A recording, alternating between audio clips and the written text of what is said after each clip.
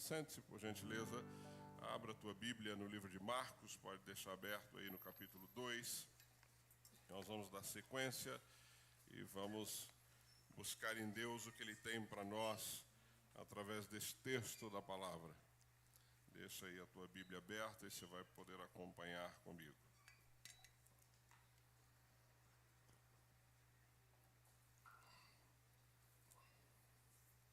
Nós vamos trabalhar a partir do verso 18 hoje, tá bom? Marcos, no capítulo 2, a partir do verso 18. Nós temos trabalhado, já trabalhamos no capítulo 1, já trabalhamos parte do capítulo 2.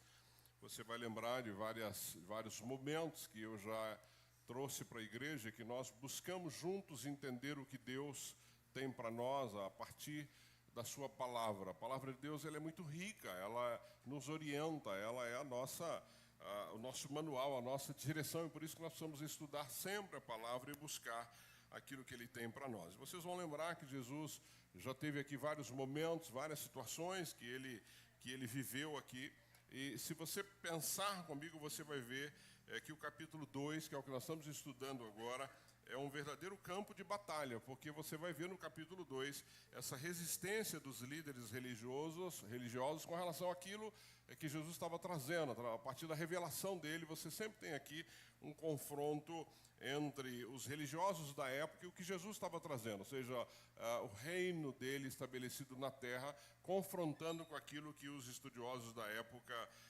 estavam sempre ali questionando. A cura do paralítico, vocês lembram muito bem, né, que os 4 amigos trazem um paralítico e o descem pelo telhado ali para que Jesus o curasse. Vocês vão lembrar que a casa estava cheia lá em Cafarnaum, e aí eles descem aquele paralítico e Jesus diz para ele: teus pecados estão perdoados. E foi um auê ali, não é, entre os estudiosos, entre os fariseus, entre os estudiosos da lei, porque só Deus poderia perdoar pecado, e como é que um homem que estava ali naquele momento na frente deles estava perdoando pecado, né? E eles não estavam ainda, não tinham entendimento, não estavam entendendo quem era Jesus, aquele que havia de vir e veio, e Jesus diz para eles, porque viu que eles estavam ali no coração deles, ou na mente deles, questionando esta atitude de Jesus. Jesus diz: tá bom, se vocês, e eu estou parafraseando, tá, querido? Jesus diz assim: tá bom, se vocês estão entendendo que perdoar pecado é algo muito complicado, tá bom, então levante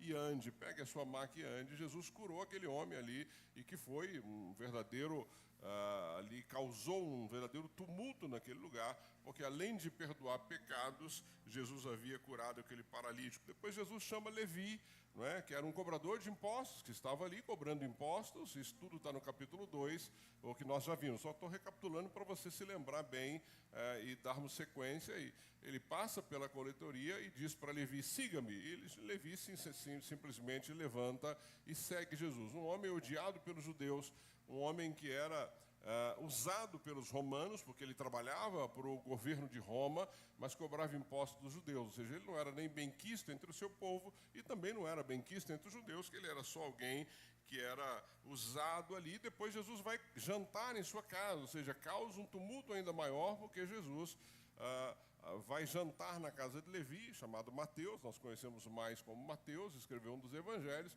e este jantar na casa de Mateus também cria ali um burburinho muito grande, porque novamente os religiosos da época questionavam por que Jesus estava assentado com pecadores. Lembrem-se que para o judeu compartilhar uma refeição significava também compartilhar da vida, concordar com o estilo de vida que estava levando. À medida que Jesus está ali com aqueles pecadores, não é, se alimentando e jantando, os judeus ficam empolvorosos. E Jesus deixa claro que ele não veio para os sãos, ele veio para aqueles que estavam doentes, mostrando que nós temos um grande hospital, não é? E neste hospital as pessoas são cuidadas, e eu usei inclusive a igreja para dizer que a igreja é um hospital onde você tem pessoas que já foram curadas, pessoas que estão em tratamento e pessoas que estão chegando, não é? E Jesus diz isso: ele veio para os doentes e não para aqueles que estavam sãos. Os que estão sãos não precisam de Jesus, né? E sim aqueles que estão doentes. Depois ele é questionado com relação ao jejum, não é? Que é o que a gente vai trabalhar daqui para frente. Há um questionamento aí nesse sentido, e é o que a gente vai trabalhar, e depois também vamos trabalhar quando ele desafia as tradições aqui humanas, quando ele fala sobre a questão do sábado. Então esse é o contexto do capítulo 2, Então você pode observar que Jesus ele é confrontado o tempo todo, em todo lugar que ele vai, ele é confrontado, o que me faz pensar que não deve ser diferente nos dias de hoje. Né? Nós precisamos ser confrontados com o estilo de vida que nós levamos. Porque se o estilo de vida que nós levamos não incomoda ninguém, e aqui, queridos, o incomodar não é incomodar no sentido de ficar, não, incomodar porque eu quero viver uma vida baseada na verdade, eu quero ser o melhor marido para minha esposa, eu quero ser o melhor pai para os meus filhos, eu quero ser o melhor cidadão, e tudo isso incomoda, Quando eu, por exemplo, recolho os meus impostos de forma regular, mesmo não concordando, isso incomoda. Quando eu falo somente a verdade, não minto, isso incomoda. Ou seja, portanto, a nossa vida ela vai incomodar as pessoas se nós estivermos vivendo uma vida segundo o que a palavra nos orienta a viver como discípulos de Cristo Jesus e não como alguém que está vivendo uma vida cristã medíocre, uma vida cristã mais ou menos. Eu sou cristão quando interessa ou eu obedeço ao Senhor quando interessa. Então, a ideia é essa. Jesus vem aqui para inaugurar um reino. É isso que ele fala e que eles não estão entendendo. Ele não veio para reformar a religião. Né? Reforma é alguma coisa que nós pegamos aquilo que já existe e damos ali uma repaginada. Quando você reforma lá a cozinha da sua casa, você não está satisfeito com a cozinha, você dá uma melhorada nela. Isso é uma reforma. Jesus não vem para reformar a religião. Jesus não veio aqui para reformar a lei que já existia entre os judeus. Ele veio para estabelecer e inaugurar o reino dele aqui na terra. Essa é a diferença. E é isso que os judeus também tinham muita dificuldade de entender. Ou seja, um reino onde a graça substitui o peso, onde a graça substitui esse peso que eles tinham do cumprimento da lei, de estarem ali cumprindo aquela lei que nenhum deles conseguiriam cumprir, nem nós cumpriríamos, mas a graça vem para trazer essa substituição. Ou seja, um reino que substitui um ritual, porque eles viviam baseados em rituais. O judeu até hoje, né, eles têm rituais que eles seguem ali à risca, mas vem para substituir, não é, uma caminhada, vem para substituir por um relacionamento com Deus, e não mais ritual. Eu caminho com Ele, eu ando com Ele, Ele é presente na minha vida, eu o aceitei como Senhor e Salvador da minha vida, e o Espírito Santo de Deus habita em mim. Ou seja, é isto que Ele vem para inaugurar e que eles não estavam entendendo ali. Então, queridos, a primeira coisa que eu quero que você preste atenção comigo é que Jesus traz um novo tempo, um novo tempo. Olha o que está dizendo aí dos versos 18 a 22 do capítulo 2. Então, leia comigo, né? Você já sabe o que aconteceu nos anteriores. A partir do 18 diz assim: os discípulos de João e os fariseus, então observe que os fariseus sempre estavam presentes nessa história. Onde Jesus ia, os discípulos estavam ali, os fariseus, porque eles queriam questionar o que ele estava dizendo. Então os discípulos de João e os fariseus estavam jejuando. Algumas pessoas vieram a Jesus e lhe perguntaram: por que os discípulos de João e os dos fariseus jejuam, mas os teus não? Então aqui havia ali uma situação onde João Batista ainda estava, né, pregando, preparando o caminho para Jesus, falando das boas novas, e os discípulos de João jejuavam. Mas os discípulos de Jesus não estavam jejuando, e aí criou-se ali por que eles estão fazendo e os seus não estão fazendo? E aí no 19, verso 19, Jesus respondeu: como podem os convidados do noivo jejuar enquanto esse está com eles? Não podem, enquanto os têm consigo. Mas virão dias quando o noivo lhes será tirado, e neste tempo jejuarão. Ninguém põe remendo de pano novo em roupa velha, pois o remendo forçará a roupa, tornando pior o rasgo. E ninguém põe vinho novo em vasilha de couro velha. Se o fizer, o vinho rebentará a vasilha, e tanto o vinho quanto a vasilha se estragarão. Ao contrário, põe-se vinho novo em vasilha de couro nova. Ou seja, ele está trazendo aqui uma informação interessante, porque ele está dizendo para esses homens, né, por que jejuar, e ele usa aqui figuras muito conhecidas. Jesus é muito bom nisso, e eu fico encantado quando eu leio o Evangelho, porque Jesus sempre está usando figuras de linguagem que aquele povo sabe, ou seja, que é a realidade deles. Ou seja, ele está usando aqui o casamento, que era algo muito comum entre os judeus, ele está usando aqui um remendo, né, que é cuidar de uma roupa que está ali, né? Hoje a moda é calça rasgada, né? A gente vê por aí, hoje não precisa nem remendar mais. Se a tua calça rasgar, você pode usar porque está na moda, não precisa nem remendar. Mas aqui a ideia é um rasgo, você então põe lá um remendo, né? Hoje eu não sei nem se remenda muita coisa por aí, acho que não, né? Hoje rasgou, você joga fora, ou então usa como moda, mas eu sou de uma época que remendava, né, Tony? Remendava a roupa assim, você ia remendando ali, enquanto dava, você fazia o remendo. Sebastião vai lembrar disso, né, Sebastião? Que a gente remendava a roupa mesmo. Hoje não se remenda mais, mas ele usa essa figura, e usa a figura aqui do odre, né, que é onde eles colocavam o vinho, para que o vinho pudesse ficar ali, né, curtindo durante um tempo até estar num ponto de ser usado. Então ele está usando essa figura, ou essas figuras, para que este povo que estava ali pudesse entender o que ele estava dizendo. E ele diz exatamente isso, ou seja, o noivo está presente, ele está dizendo isso. Os discípulos de João questionam, e quando Jesus responde, ele diz assim: como podem os convidados do noivo jejuar enquanto ele está com eles? Olha que coisa linda, Jesus está dizendo para eles assim: olha, imagina um casamento, imagina que o noivo está ali, eles estão festejando junto, e as pessoas começam a jejuar, ou seja, ele falou, não tem cabimento uma coisa dessa, porque Jesus é o noivo, aquele que veio, não é, para a sua igreja. Então ele está dizendo, olha, como podem eles jejuar se o noivo está presente? Ou seja, se você olhar no Antigo Testamento, você vai ver que Deus deixa claro que era este noivo. Israel esperava por uma noiva, Isaías fala isso, Oséias fala sobre este noivo que estava para vir. Ou seja, havia da parte deste povo que estava presente um conhecimento sobre o noivo. Jesus não está usando uma figura que eles não estavam entendendo, ou seja, eles sabiam que o noivo viria. Olha o que Jesus está dizendo para eles ali naquela hora, no meio de tudo aquilo. Ele falou assim, o noivo chegou, o noivo está aqui, o noivo está presente. Por que os meus discípulos vão jejuar se a festa está acontecendo? É isso que ele está dizendo. Ou seja, aquele que foi prometido, o noivo que foi prometido, ele está presente, está aqui no meio de vocês. Ele falou, então não é hora de jejuar. Não é hora de vocês jejuarem, pelo contrário, é hora de vocês estarem aproveitando, se alegrando com a presença desse noivo. O próprio jejum, ou o jejum para os judeus, era sinal de luto, era sinal de arrependimento, era sinal de expectativa, né, que era o clamor pela vinda do Messias. Ou seja, o grupo de fariseus e judeus estavam jejuando, clamando pela volta do Messias, e o Messias estava no meio deles, e eles não conseguiam entender ou conseguiam ver isso. Então Jesus está dizendo, olha, aquele que vocês estão clamando e pedindo que venha, está aqui. Ele chegou, ele está no meio de vocês e vocês não perceberam isso. Ou seja, não é momento de jejuar. O Messias está ali, o noivo chegou. Né? O tempo de jejuar se transforma em tempo de alegria. Ele está dizendo, olha, alegrem-se porque o noivo está aqui. Alegrem-se porque o noivo chegou. Alegrem-se porque aquele que vocês aguardavam está presente no meio de vocês. E é isso que acontece comigo e contigo nos dias de hoje. Ou seja, o noivo é presente no nosso meio. Muita gente está ainda aguardando. Eu não sei o que estão aguardando. Mas o Senhor já veio, Ele está, e Ele prometeu que Ele estaria no nosso meio. Ou seja, tem muita gente jejuando pelo passado, pelos erros que cometeu, ainda cheio de culpa, como se o noivo ainda não tivesse vindo. Já veio, Ele já perdoou os seus pecados. A tua vida precisa ser uma vida alegre, apesar das dificuldades, das tristezas, apesar das lutas, a tua vida deve ser uma vida alegre, porque o noivo veio, Ele está no nosso meio, Ele já te resgatou.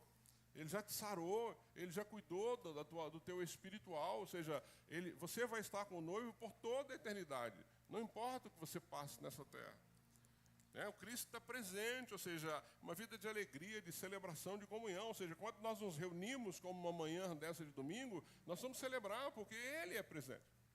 E Ele diz que onde 2 ou 3 estivessem reunidos, Ele estaria no meio. Portanto, a sua alegria, a sua celebração é porque Ele, aquele que havia de vir e veio, está presente no nosso meio. E é isso que Jesus está dizendo para aqueles homens. Vocês não entenderam nada.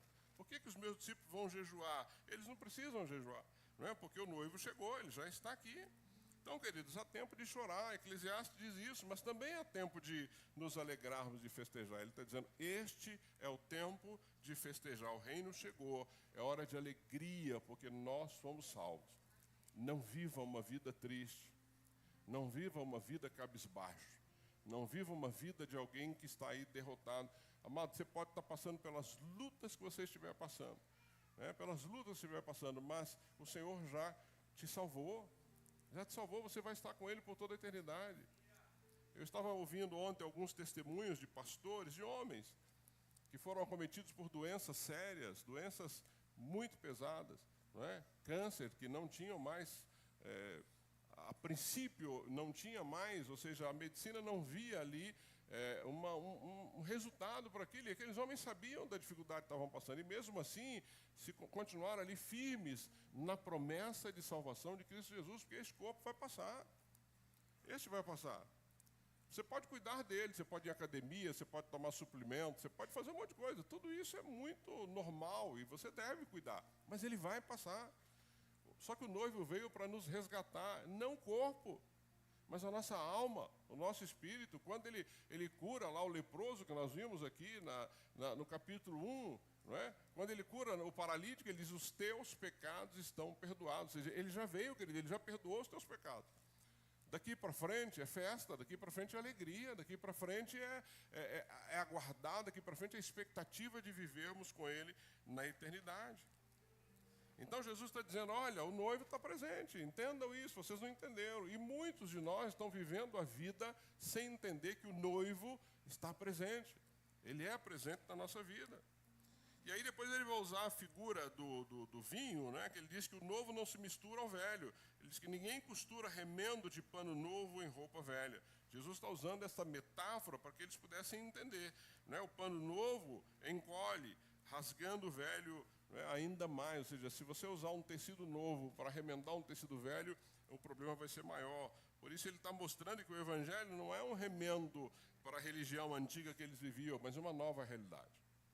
Jesus está dizendo: olha, esqueçam, vocês agora vão viver uma nova realidade. É um novo momento, é um novo reino que está sendo estabelecido aqui. Tudo aquilo que vocês viveram no passado, ou seja, é algo novo, é algo novo. Então ele não veio reformar o judaísmo, ele não veio, mas ele veio sim para cumprir a lei, inaugurar uma nova aliança. Lembra quando Jeremias diz que farei uma nova aliança, será colocada no coração. Não é mais uma aliança que você precisa cumprir rituais. Não é uma aliança que você precisa sacrificar um animal. Ele diz: não, não, não. Essa nova aliança eu colocarei no coração de vocês. Eu e você não precisamos mais fazer sacrifício nenhum. Nós precisamos obedecer ao Senhor. O que Ele requer de nós é obediência, não é sacrifício. Quando Paulo escreve aos Coríntios, ele diz que se alguém está em Cristo, é nova criatura, ou nova criação, tudo se fez novo. Ou seja, o que nós precisamos entender, eu e você, queridos, é que o Senhor fez algo novo na nossa vida. Se você ainda está vivendo de remendo, se você ainda está vivendo a velha vida, você não entendeu que o noivo veio, né? Você não está vivendo a alegria da presença desse noivo. Ou seja, o cristão não deve costurar graça, não é, com legalismo. Ou seja, ele não nos chamou para sermos legalistas, ele não nos chamou para sermos religiosos, ele nos chamou para vivermos a graça dele, essa que nos alcançou.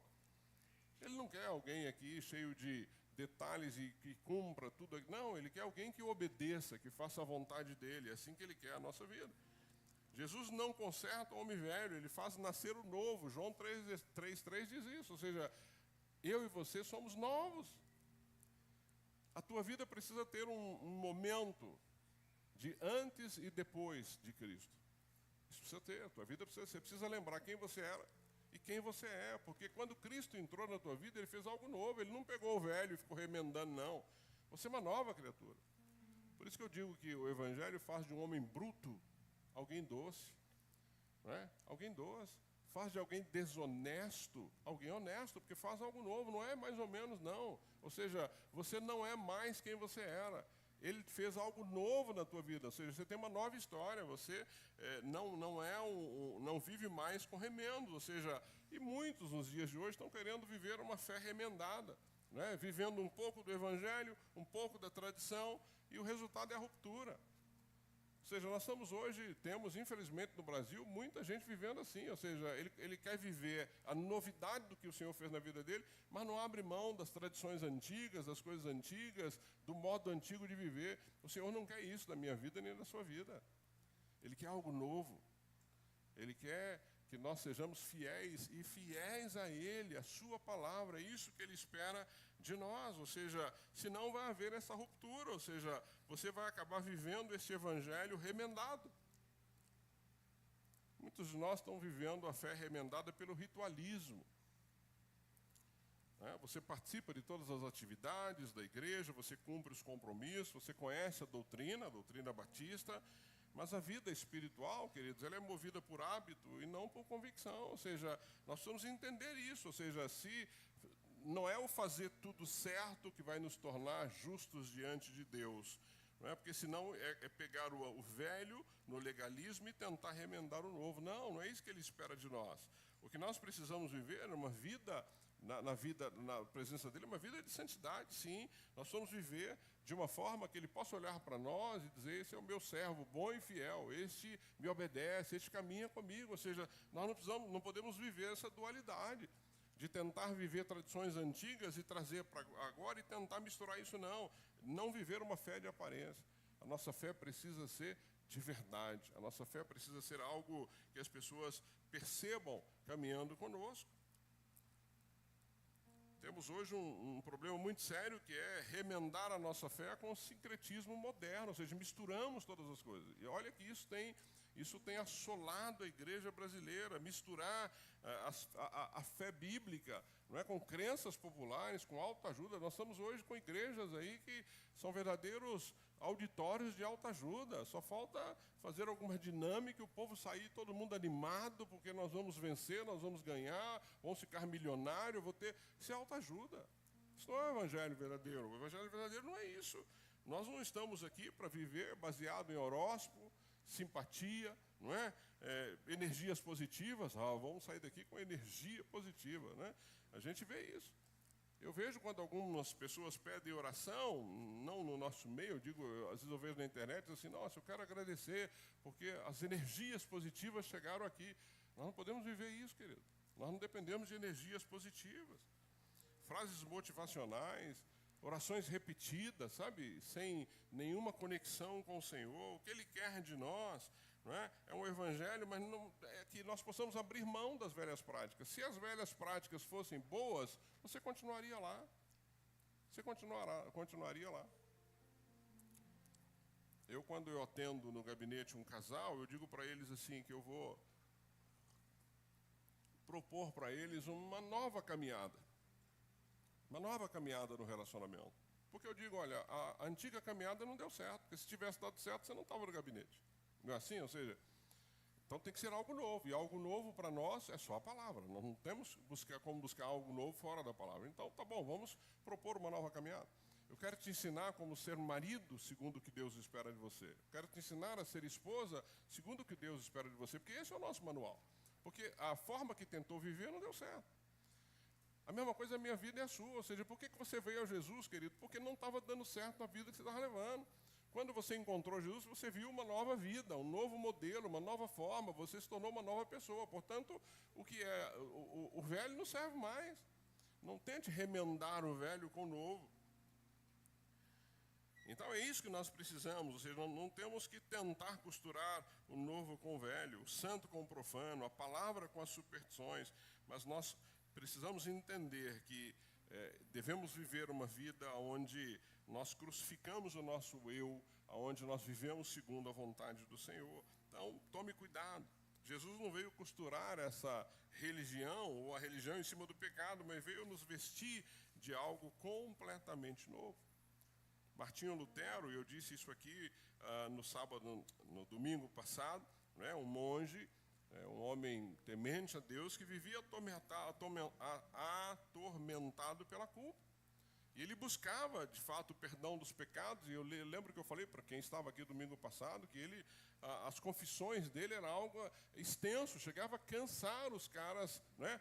Aqueles padres que o ouviam na confissão, ficavam cansados de ouvi-lo, porque ele tinha uma ansiedade tão grande de ter perdão dos pecados, e fazia penitência.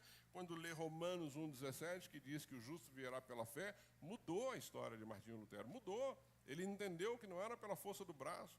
Ele entendeu que não era pelo esforço dele de buscar isso, mas a graça de Deus que o havia alcançado. Ou seja, ele percebe tudo isso, ele tem uma mudança radical na sua vida que levou, junto com outros, a Reforma Protestante, que inclusive nós comemoramos esse mês. Então o Evangelho da Graça não é um remendo da religião, mas é uma nova veste de salvação que alcançou a mim e alcançou a você. Então Jesus está dizendo: olha, o noivo veio, não tente colocar o novo, o velho no novo, que não vai funcionar. Então ele usa depois aí a figura do vinho novo em odres velhos, né? Ninguém põe vinho novo em odres velhos. Isso era muito comum né? Quando você assiste qualquer filme, você vai ver que eles usavam aqueles odres de couro, onde eles guardavam ali a bebida, não só o vinho, mas água também, mas principalmente o vinho, né? Para que ele fermentasse, para que liberasse os gases, para que ele se expandisse. Portanto, esse odre, né? O odre velho, ele ressecava e ele rompia. Por isso que ele está dizendo, não tente colocar o vinho novo no odre velho, porque não vai dar, ele vai romper. Então, o vinho novo aqui simboliza para mim e para você essa nova vida, simboliza a vida no Espírito, a vida nova que eu e você temos. Ou seja, não dá para pegar algo novo e colocar neste homem velho. Não dá. Não dá para pegar algo novo e colocar sobre a minha vida com as tradições que eu vivo, ou vivia, com a forma que eu vivia, com os costumes que eu vivia. Não, tem que ser algo novo. Tem que ser uma transformação por completa no coração, nas estruturas. Tem que haver uma mudança de fato na nossa vida. Ezequiel já dizia isso. O profeta Ezequiel dizia que dar-vos-ei um coração novo e porei um espírito novo em você. Ou seja, o profeta já dizia que quando Jesus viesse, ele nos daria um novo coração. Um novo coração. Ele vai nos dar e nos deu um novo coração, um novo Espírito, que é o Espírito Santo que habita em nós, que passa a viver conosco. Efésios, no capítulo 4, diz que revistam-se do novo homem, criado para ser como Deus, novo homem, nova história, novo momento para a minha vida e para a sua vida. Portanto, a vida no Espírito exige de mim e de você essa flexibilidade, ou seja, essa mudança, essa renovação, não é, da nossa história, da nossa vida, da nossa mente, de como vivemos. Então, o problema não é o vinho, não é o vinho, a palavra, mas o odre endurecido, o coração fechado, o coração que não recebe esta palavra, não é, que não recebe algo novo da parte do Senhor. Hudson Taylor, ele sempre é alguém que eu cito porque eu gosto muito dele, viveu em 1832, foi um missionário inglês que fundou a missão para o interior da China. Citei ele a semana passada e entendi que valia a pena citá-lo de novo nessa mensagem. Enquanto os europeus que iam para a China, eles tentavam de tudo ocidentalizar os chineses, ou seja, a ideia de chegar num país e tentar transformá-los em alguém igual a você. Ou seja, e o Hudson Taylor percebeu rapidamente que isso era um equívoco, que era um erro. E o que ele começa a fazer? Ele vestia-se de chinês, ele aprendeu o idioma e ele foi viver entre o povo. Por isso é que ele rompeu todas as barreiras e pregou o evangelho e levou tantos chineses a Cristo. Ele não tentou chegar lá, não é? Eu gosto muito da ideia acho bonito, paletó e gravata aqui no Brasil, mas isso é um costume americano. Então, não estou dizendo que você não possa usar, não, querido, mas é um costume americano, de um país talvez frio. Você imagina que no Brasil, você de paletó e gravata, ou seja, isso é um costume que nós trouxemos, ou seja, você não precisa usar, você pode usar, quer usar, não tem nada de errado nisso, mas não é algo que vai te fazer diferente porque você está usando um paletó e gravata para vir para o culto. Absolutamente. O que vai te fazer diferente é o que está no teu coração. É a sua segunda, terça, quarta, quinta, é como você vive lá fora. É o testemunho que você está dando para as pessoas. Não é? Então, o Hudson Taylor entendeu isso, ou seja, ele começou a aprender o idioma para se comunicar com os chineses e começou a viver entre o povo. Então, o evangelho, né, precisava, nesse caso dele, de novas formas, novos métodos e corações flexíveis, dispostos, de fato, a mudar, não é, em relação à forma que ele estava sendo pregado e ensinado naquele momento. Portanto, não ponha vinho novo em odres velhos, não vai funcionar. Portanto, querido, a tua vida precisa ser uma vida nova. Nova. Se o Senhor te transformou, você é um novo homem, uma nova mulher, é um novo caminhar com Ele. Então, mesmo assim como Hudson Taylor, nós precisamos de odres novos. Que você seja um odre novo. Que você deixe para trás todo o antigo, não tente remendar absolutamente nada, ou seja, você precisa estar pronto para conter este vinho do Espírito, né, e disposto a romper com padrões antigos para cumprir a missão de Deus na tua vida. Você tem que estar disposto a isso. Eu lembro que quando eu me convertia, muitos anos atrás, eu venho de uma família em Minas, uma família católica, e eu os respeito muito, mas foi um choque para eles quando eu me converti, porque na cabeça deles eu estava rompendo com algo, não é? E que isso não era bom. E claro que com o passar do tempo, tudo isso ficou para trás, e a minha relação com eles sempre foi muito positiva, a ponto de quando eu vou, eu aqui falo nos eventos da família, e todos ficam na expectativa de ouvir, isso é muito interessante, né? Mas eu tive que romper com costumes antigos, eu tive que ter coragem de romper, respeitando, né? Respeitando a forma que eles vivem, mas mostrando que eu tinha uma nova forma de viver. Essa é a diferença, nós não precisamos brigar com ninguém, nós precisamos mostrar, a minha forma de viver é essa. Né? Você pode crer nisso, mas eu não creio. Eu vou te respeitar, mas eu vivo dessa forma. Ou seja, mas se nós começarmos a misturar isso, vira um sincretismo. Ou seja, nós não estamos, de fato, vivendo a nossa fé. Então, aqui eu tenho certeza que o Hudson Taylor e tantos outros, quando estavam ali pregando o evangelho para aqueles chineses, eles mantinham a convicção daquilo que eles criam e respeitavam aqueles que não criam. É assim que funciona a nossa caminhada cristã. Então, esse é o primeiro aspecto aí, até o verso 22. No verso 23 para frente, pegue aí a sua Bíblia e vamos entender o que Deus está nos ensinando a partir disso. A partir do verso 23, ele vai de novo voltar àquela conversa sobre o sábado que tinha começado lá na sinagoga, vocês vão lembrar disso. Ele diz aí, a partir do verso 23, certo sábado, de novo, ó Jesus causando aqui no sábado, né? Jesus gostava de causar, né? Olha ele causando aqui. Certo sábado, Jesus estava passando pelas lavouras de cereal, enquanto caminhavam, seus discípulos começaram a colher espigas. Isso, vocês vão lembrar que eu disse aqui, numa das mensagens, para o judeu era trabalho, e eles não trabalhavam no sábado. Então, colher espigas era trabalho. Então, aqui já causando aqui uma dificuldade. Verso 24. Os fariseus lhes perguntaram, olha, por que eles estão fazendo o que não é permitido no sábado? Não é? Verso 25, ele respondeu, vocês nunca leram o que fez Davi quando ele e seus companheiros estavam necessitados e com fome? Nos dias do sumo sacerdote Abiatar, Davi entrou na casa de Deus e rompeu e comeu os pães da presença, que apenas os sacerdotes eram permitidos comer, e os deu também aos seus companheiros. 27, então lhes disse, o sábado foi feito por causa do homem, e não o homem por causa do sábado. Assim, pois, o Filho do Homem é Senhor até mesmo do sábado. De novo, Jesus causando aqui um reboliço, né? Causando aqui pode falar reboliço? Pode, né? Na minha terra, reboliço, quando a coisa bagunça tudo. Então, ó, Jesus causando aqui uma situação que deixou esses homens desconfortáveis. O que seus discípulos estão colhendo espigas no sábado, onde eles não deveriam fazer isso? Ou seja, para os judeus, o sábado era uma instituição sagrada, né? Entre os judeus, eles não faziam absolutamente nada. O sábado era o dia de descanso, porque eles se baseavam no 7º dia que Deus havia descansado depois da criação do mundo.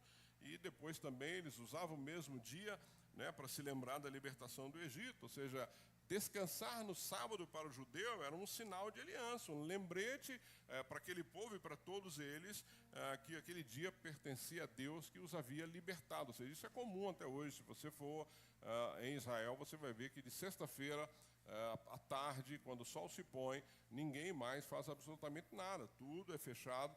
Você tem lugares abertos para atender turistas, mas normalmente não são judeus.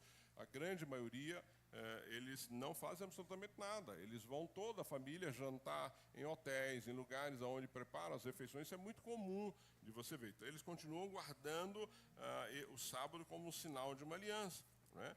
Mas com o passar do sábado, dos séculos, com o passar do tempo, eles foram criando uma teia tão minuciosa de coisas que os judeus tinham que fazer, que isso se tornou um peso para todos eles. E, de fato, era um peso muito grande, né? Se você pegar o Talmud, que é a compilação de todas as tradições rabínicas, você vai ver o quanto isso era pesado para eles, ou seja, tinham 39 categorias de trabalhos proibidos. Imagina, você chegava no sábado, você tem 39 categorias de coisas que você não pode fazer. Ou seja, então você não pode apertar o botão de um elevador, porque isso era considerado trabalho. Ou seja, você não pode fazer inúmeras coisas. Eu disse aqui, você não podia dirigir, você não podia... Imagina nos dias de hoje, com a modernidade que nós temos, a dificuldade. Mas eles tinham isso entre eles. Ou seja, como é que esses homens, então, iam colher grãos, se era proibido colher grãos, estava entre aquilo que eles estavam fazendo, não é?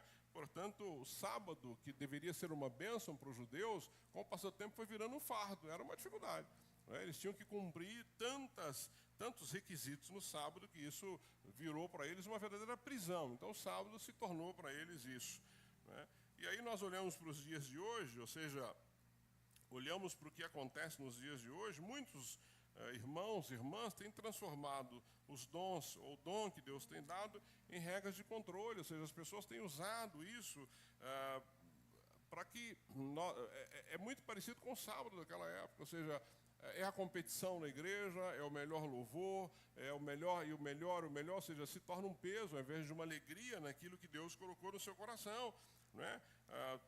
Usam o culto como vitrine. Hoje é impressionante como nós temos visto cultos como uma vitrine para divulgar alguma coisa, para atrair mais pessoas, Amados, a palavra precisa atrair.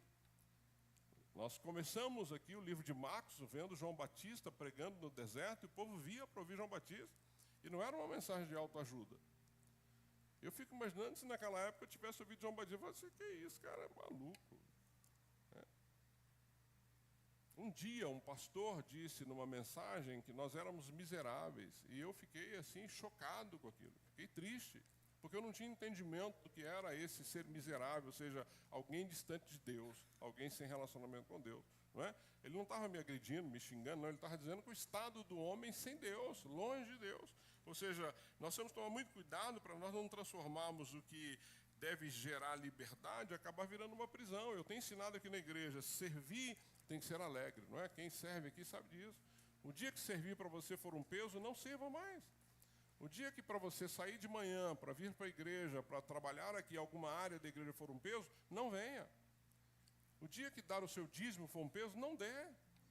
O dia que for dar uma oferta e isso deixar o teu coração triste, não faça. Porque Deus não precisa disso, de mim nem de você, absolutamente. Ele não precisa de um centavo meu nem seu. Ele não precisa do meu trabalho nem do seu para que o reino continue avançando.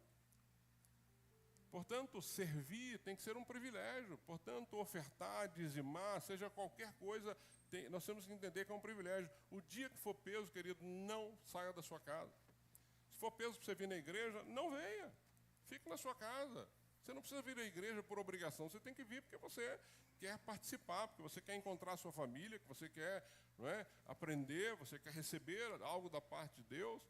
Então, nós precisamos trabalhar e entender que se nós não tomarmos cuidado, nós estamos transformando a nossa vida nesse sábado.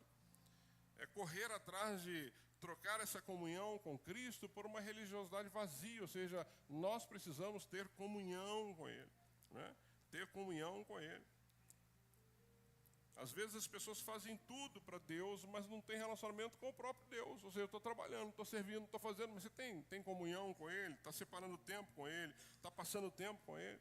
Não é? Ah, mas eu estou na igreja servindo. Não, você precisa servir a Deus, você precisa ter comunhão com Ele, e a consequência disso é porque você quer servir, que você quer estar junto com a tua família.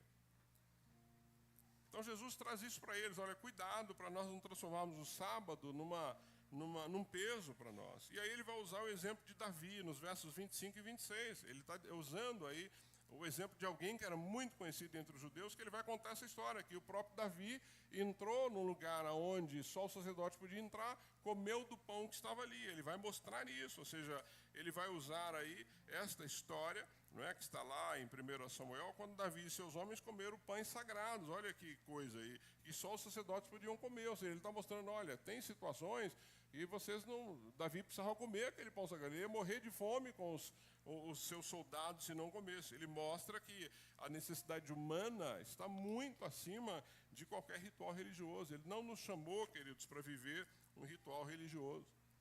Ele vê a nossa necessidade, aquilo que está no nosso coração. Ou seja, Jesus não está violando a lei, mas ele está revelando o coração da lei. Qual é o coração da lei? Ela existe para o homem, não contra o homem. Ou seja, esta palavra existe para que a nossa vida seja norteada por ela, mas não é contra a nossa vida. O que está aqui é o que vai dar norte para a nossa vida. Nós temos que tomar cuidado com o legalismo, porque o legalismo, ele coloca a regra acima da compaixão, né? Legalismo, cuidado com o legalismo, né? Cuidado com o legalismo, porque senão nós vamos viver uma vida, não é, de uma forma que não vai agradar a Deus. Por exemplo, um irmão está em dificuldade, alguém compartilha contigo que está com uma dificuldade financeira, e você pode ajudar, mas você fala assim, não, irmão, você precisa orar mais. Irmão, você precisa repensar. Irmão, você precisa... Não é, ou seja, ao legalismo. Eu posso ajudar o irmão e ensiná-lo a lidar com as suas questões financeiras. Mas se eu posso ajudar, é legalismo dizer assim, não, ó, meu irmão, é a mão de Deus sobre você. Amados, não é isso a caminhada cristã. Alguém está com dificuldade, próximo de mim, está ali, não é? Ô irmão, não, você está colhendo o que você plantou. Misericórdia, né, gente? Você já está numa dificuldade grande, vem alguém, parece que te empurra mais, ele joga mais uma pá em cima de você. Não, vem cá, irmão, senta aqui. Deixa eu tentar te ajudar. Posso te ajudar a fazer um orçamento? Posso te ajudar a entender como é que você pode sair dessa situação que você está? Olha, enquanto isso, eu posso te ajudar com isso. Qual o problema? O legalismo é dizer assim, não, você está colhendo o que você plantou. Né? Isso é legalismo, nós vamos tomar cuidado com isso. Ou seja, nós vamos entender que o Evangelho ele traz esse equilíbrio. Ou seja, a vida vale mais do que a tradição. A vida vale mais do que a tradição. Cuidar de alguém vale mais do que o legalismo que você tem. Trazer alguém para a tua mesa, para levá-lo a Cristo, vale mais do que você falar assim, mas se alguém vê esse irmão aqui comigo, nada, mano. Se vê o irmão contigo e fala, estou pregando o Evangelho para ele. Pregando o Evangelho para ele. Você não tem que ter medo, isso é legalismo, de nós queremos viver uma vida que não é aquela que o Senhor nos chamou. E aí ele vai mostrar que o princípio do sábado, ele corrige séculos de distorção aqui, ou seja, ele diz que o sábado foi criado para beneficiar o homem, com descanso físico, espiritual e social. Mas o que os líderes haviam feito? Haviam transformado o sábado em senhor sobre o homem, ou seja, o sábado era mais importante que o homem. Você morre de fome, mas não pode colher espiga. Você morre de fome, mas não pode ir para um hospital, porque é o sábado, ou seja, o sábado passou a ser mais importante do que a pessoa, e é isso que Jesus está corrigindo aqui. Ou seja, tudo que Deus instituiu é para o nosso bem, querido, é para o meu bem, para o seu bem. Mas quando o homem usa para controle, não é, seja um controle moderno hoje, seja a própria igreja para controlar o rebanho, isso perde o sentido. Né? A religião oprime, mas o Evangelho liberta. A religiosidade vai te oprimir, mas o verdadeiro Evangelho vai te libertar. Vai te libertar. Vai te libertar para viver uma vida que agrada a Deus sem medo. Vai te libertar para ir aonde você quer sem medo. Vai te libertar para usar o que você quiser sem medo. Ou seja, a pergunta é, o que eu estou fazendo agrada a Deus? Agrada, ponto. É essa a liberdade que nós temos. Nós não temos que viver com um livrinho cheio de regras. A regra é essa aqui. Se o que eu estou fazendo não afronta essa palavra, pronto. Meu manual é esse. Não é o que os outros estão dizendo, é esse, por isso que eu preciso conhecer. Eu preciso conhecer esse manual para saber se o que eu estou fazendo está de acordo com a vontade de Deus, porque a vontade dele está expressa aqui. Nós não precisamos de outras revelações, precisamos? Não. Já está aqui, está revelado a forma que eu devo viver a minha vida. É isso que Jesus está dizendo para eles. E aí ele vai mostrar, para finalizar, que o Filho do Homem é o Senhor do sábado. Ele diz, olha, o Filho do Homem que veio, que está aqui, é o Senhor do sábado. E aí causa de novo ali um desconforto entre os judeus. Né? Porque no judaísmo, Deus era o Senhor do sábado. Opa!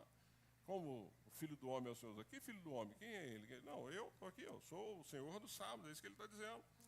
Então Jesus está declarando que ele era esse Deus Todo-Poderoso que tinha autoridade sobre o tempo, sobre a lei. Gênesis fala sobre o descanso após a criação. Hebreus, no capítulo 4, diz que resta um descanso para o povo de Deus, ou seja, esse descanso, e ele está dizendo, olha, eu sou o Senhor do sábado. Vocês não precisam mais guardar este dia. Eu sou o Senhor do sábado, da segunda, da terça, da quarta, da quinta e assim por diante. Então, o verdadeiro descanso não é um dia da semana. O verdadeiro descanso meu e seu está em Cristo Jesus, na pessoa dele. Nós não precisamos mais guardar um dia. E eu tenho dito isso aqui, o domingo é o dia que nós escolhemos para estar em comunhão, ponto. Mas nós não precisamos guardar um dia, porque o nosso descanso está nele. É Ele que nos deu salvação, é Ele que as obras dele que curaram os meus pecados, a graça dele que me alcançou. Os cristãos chineses, eles têm uma situação bastante interessante, porque durante a perseguição, e ainda ocorre na China até os dias de hoje, os grupos precisavam se reunir, ainda se reúnem muitos deles em segredo. E eles não podiam se encontrar publicamente na China. E muitos, se não é uma igreja controlada pelo Estado, hoje os cristãos precisam se esconder para se encontrar. E eles não tinham como separar um dia de descanso como domingo, como nós temos aqui. Nós fazemos isso aqui no Brasil. Mas certa vez um crente chinês foi questionado sobre isso. Ele diz assim, vocês não sentem falta de ter um sábado para descansar? E ele respondeu, mesmo quando não podemos parar um dia inteiro, ainda encontramos descanso em Jesus. Ou seja, o verdadeiro descanso deles não era o dia. O verdadeiro descanso é Jesus Cristo. Ou seja, o meu descanso, o seu descanso é em Jesus. Então, o verdadeiro sábado, ele não está acima das pessoas, ele não está aí. O nosso descanso, né, em Cristo, meu e seu, não precisa de calendário. Nós podemos descansar nele todos os dias, porque isso é um descanso diário. E aí, finalizando, Jesus redefine aqui a religião como um relacionamento, não mais como rituais. Ou seja, ele troca os rituais por um relacionamento pessoal com ele. Você pode vir todo domingo aqui no culto. Você pode participar de todas as atividades. Você pode ser o voluntário mais ativo aqui da igreja e não ter relacionamento com o Senhor. Então, ele te chamou primeiro para ter relacionamento com ele. A partir do relacionamento com ele é que eu vou fazer as outras coisas. Não é o contrário. Fazer muita coisa não te leva a ter relacionamento com Cristo. O que te leva a ter relacionamento com Cristo é amar esta palavra, é ter o teu tempo com ele, é orar, é ter o tempo de ouvir a voz dele. Aí sim você vai querer servir, porque você entendeu quem é esse Jesus que nós servimos. Ele vem trocar a tradição por transformação, ou seja, ele pega toda aquela tradição que eles tinham e transforma este homem no novo homem, ou seja, essa transformação. E ele vai mudar a letra fria da lei por uma vida no Espírito, aquele que habita em nós e que nos direciona todos os dias.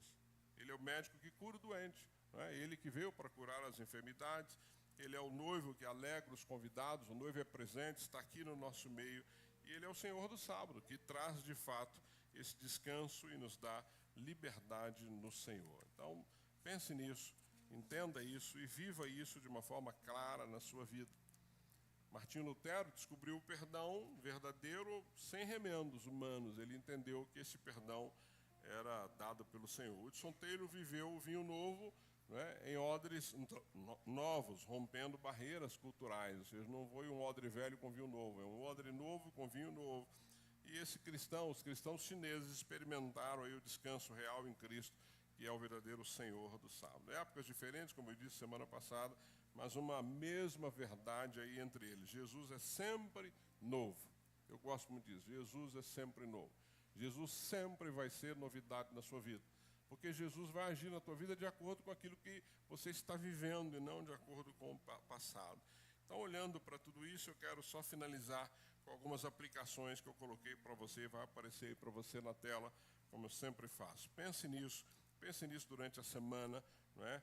De que forma essas aplicações podem ser importantes na tua vida. A primeira pergunta é, você ainda está vivendo, né? Você ainda vive tentando agradar a Deus com esforços próprios, ou seja, você ainda continua vivendo a sua vida como judeus, tentando agradar a Deus com seus esforços, ou você entendeu, não é, que os seus esforços não vai agradar, mas a tua obediência a Ele, a palavra dele é que vai agradar.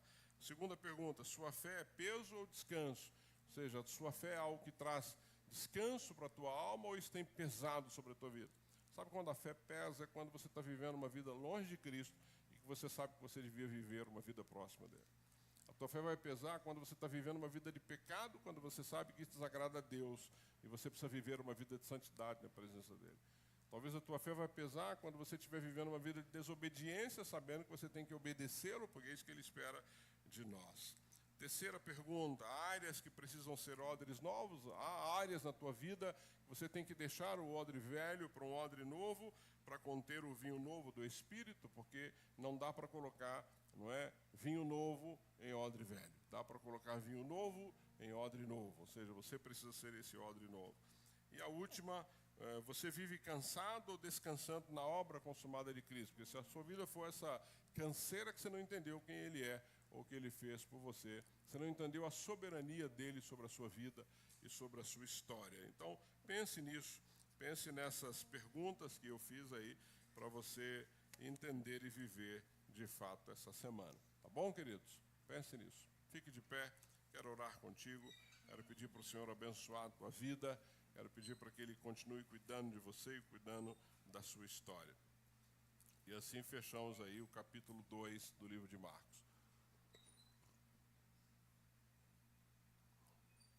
Vocês vão observar algumas coisas nesse capítulo que nós vimos, que quando Jesus perdoa aquele homem, o que vem dos fariseus? Críticas, e temos que tomar muito cuidado com isso. Porque às vezes alguém que nós conhecemos, e às vezes uma história muito difícil, esta pessoa recebe o perdão do Senhor, né, e ela é criticada. Né? Mas quem era ela? Não é possível, olha a vida que vivia e agora está frequentando uma igreja. Não, porque ele perdoa, não importa os pecados que aquela pessoa teve. Então nós vamos encontrar fariseus, sim, que vão criticar você, porque hoje você tem uma nova vida, uma nova história, um novo coração. Assim é. Então, quando Jesus te perdoa e quando Ele te restaura, às vezes as críticas vêm. Não se importe com as críticas, não se importe com os fariseus, se importe com a vida que você está levando com o Senhor. Quando Ele te chama, os religiosos questionam. Às vezes Jesus te chamou para algo específico, Ele nos chama, mas somos questionados. Se Jesus te chamou, obedeça. Se Ele te chamou, faça. Se Ele te mandou fazer, faça. Se Ele não mandou, não faça nada. Mas se Ele te chamar, com certeza vai haver questionamento. Quando Jesus traz liberdade, às vezes os religiosos se ofendem. Se ofendem porque somos livres. Eu vivi a minha vida durante muitos anos achando que os cristãos evangélicos não tinham liberdade. E eu tinha essa visão mesmo. Eu já contei aqui que eu me converti depois de adulto. E a visão que eu tinha é que não tinham liberdade, não podiam fazer nada, tudo era proibido. E depois de me converter, eu entendi que eu podia fazer todas as coisas. A diferença é que eu tinha escolha de fazer ou não fazer. Ou seja, o Evangelho me dá a liberdade de dizer, não, eu não vou fazer. Não, eu não quero participar disso. Não, não é esse tipo de vida que eu vou viver. Ou seja, porque o Evangelho me liberta de viver uma vida que agrade os outros. O Evangelho me traz para uma vida que agrada a Jesus. Essa é a diferença. Então, a minha vida é agrada a Jesus, eu faço. Não agrada a Jesus, estou fora. Isso é liberdade. E eu imaginava que era o contrário, que nós não tínhamos liberdade nenhuma. Nós temos toda a liberdade, toda. Inclusive de fazer besteira, inclusive de fazer o errado. Você tem liberdade. Né? Você vai arcar com as consequências disso, você tem liberdade. O Senhor não nos proibiu de absolutamente nada, mas Ele nos deu um manual de como é que nós temos que viver a nossa vida. Então, de fato, nós temos essa liberdade. Quando Jesus demonstra compaixão, né, o religioso acusa, foi o que nós vimos aqui. Por que está fazendo isso no sábado? Por que está curando no sábado? Por que está colhendo espigas no sábado? E quando Jesus revela a autoridade dele, que ele tem todo o poder, isso é rejeitado por muita gente. Amados, nós vivemos e servimos a um Deus todo-poderoso. Creia nisso. Creia nisso. Creia que Ele tem todo o poder. E Ele deixa claro que o reino dele vai continuar avançando, independente de você. A pergunta é, eu quero participar desse avanço, eu quero ajudar nesse avanço, eu quero ser alguém que trabalha para esse avanço, porque ele vai continuar avançando, não entre pessoas perfeitas, mas com aqueles que se rendem, com aqueles que de fato dizem, olha, Senhor, eu não posso, eu não consigo, eu preciso do Senhor. Bem-aventurados, ele diz lá no Sermão do Monte, os humildes de espírito, pois deles é o reino dos céus. Bem-aventurados, humildes de espírito, porque deles é o reino dos céus. Então, nós precisamos entender isso, que o religioso, ele defende costumes, mas o discípulo, eu e você, defendemos a presença do nosso Deus no nosso meio. Você não está aqui para defender, não é, costumes. Os costumes passaram. Você está aqui para defender, e defender aqui não é porque ele precisa de defesa, não. É defender no sentido de viver uma vida que mostre que Ele está no nosso meio e que você está servindo de todo o coração. Então pense nisso. A tua vida precisa ser uma vida de alguém que tem o vinho novo dentro de você. Não é? A tua vida tem que ser a vida de alguém que o remendo não cabe mais. Não é? O remendo não cabe mais. Você não pode remendar o novo em cima do velho. A tua vida é nova. Ele te deu um novo coração, Ele te deu uma nova história. É assim que nós temos que viver a nossa vida na presença do Senhor. Amém, queridos? Amém? Baixa a sua cabeça, eu quero orar contigo. Deus, obrigado, Pai. Obrigado por esta palavra. Obrigado porque a Tua palavra, Deus, ela nos inspira. Obrigado porque nós somos aqui homens e mulheres que já fomos odres velhos no passado, mas hoje somos odres novos porque o Senhor nos alcançou. Obrigado porque, Pai, ao nos alcançar, o Senhor nos deu novidade de vida, o Senhor nos deu uma nova história, o Senhor nos deu nova perspectiva, o Senhor nos deu, Deus, uma nova alegria ou uma alegria de viver na Tua presença. Por isso, a minha oração, Pai, é que nós não vivamos a nossa vida pela religiosidade, mas que nós, nem pelas tradições, mas que nós possamos viver a nossa vida segundo a Tua vontade, com esta novidade, com este reino que veio e está sendo estabelecido pelo Senhor. Nós queremos fazer parte disso, nós queremos, Pai, que esse reino avance e nós queremos que muitos conheçam o Senhor. Livra-nos, Pai, de uma vida legalista, livra-nos, Pai, de uma vida religiosa, livra-nos, Pai, de uma vida de aparência, livra-nos, Pai, de querer colocar uma roupa bonita e viver uma vida podre na Tua presença. Pelo contrário, Pai, que a nossa vida seja condizente em todas as áreas. Ajuda-nos, Pai, a quando nos encontrarmos em qualquer ambiente, as pessoas possam ver em nós verdadeiros discípulos do Senhor. Pai, que a nossa forma de viver traga impacto àqueles que ainda não Te conhecem. Ajuda-nos nisso, Pai, que não sejamos como aqueles religiosos que ao ver o Senhor junto com seus discípulos ali, os discípulos colhendo espigas para se alimentar, ficarem preocupados porque estão quebrando uma tradição. Isso é legalismo, Pai. O Senhor não veio para remendar a lei judaica, o Senhor veio para estabelecer o Seu reino, algo novo, diferente do que viviam naquela época. E obrigado, Pai, porque eu e os nossos amados aqui temos acesso a isso. Nós vivemos algo novo, o Senhor nos transformou, o Senhor pegou homens como eu, Pai, que não criam, que achavam que eram pessoas super inteligentes, importantes, ou que não dependiam de absolutamente nada, e hoje eu vivo na Tua dependência. Isso me traz uma alegria, Senhor, que eu não posso nem expressar. Hoje eu sou um homem feliz de viver na Tua dependência, de viver segundo a Tua vontade. Ajuda-me, Pai, enquanto também ajuda cada irmão aqui nessa manhã a viver na Tua total dependência, obedecendo a Tua palavra, segundo os Teus estatutos, Pai, e que a nossa vida possa levar outros a Te conhecer.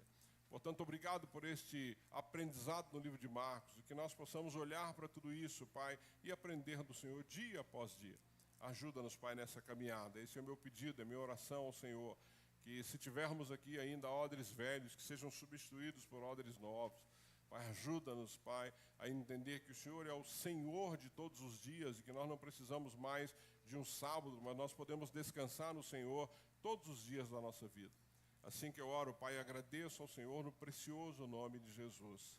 Amém, amém, amém. Amém, queridos? Amém. Sente-se. Sente-se.